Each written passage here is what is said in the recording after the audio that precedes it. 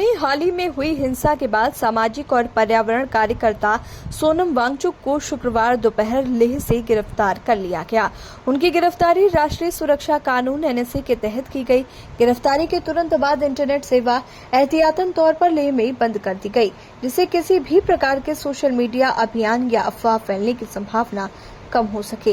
गिरफ्तारी के बाद सोनम वांगचुक को राजस्थान के जोधपुर शिफ्ट किया गया, जहां उन्हें सेंट्रल जेल के हाई सिक्योरिटी वार्ड में रखा गया।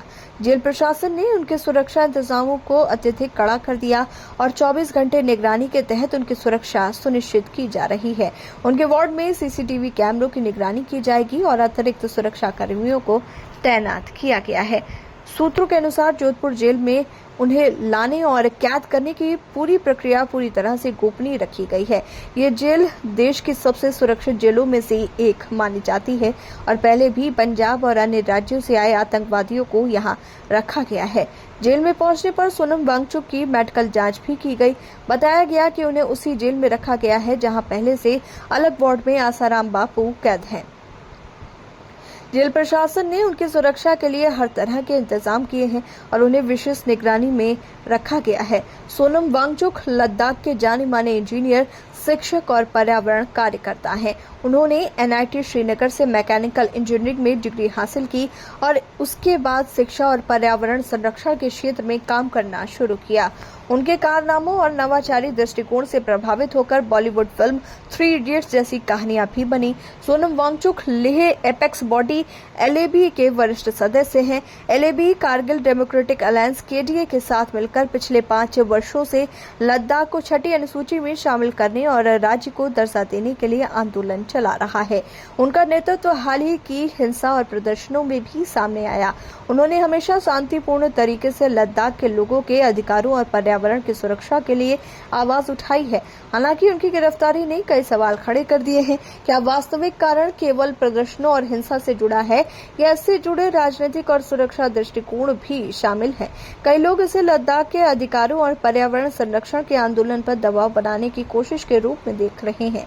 इस गिरफ्तारी के बाद लद्दाख और अन्य क्षेत्रों में चर्चा और विरोध जारी है।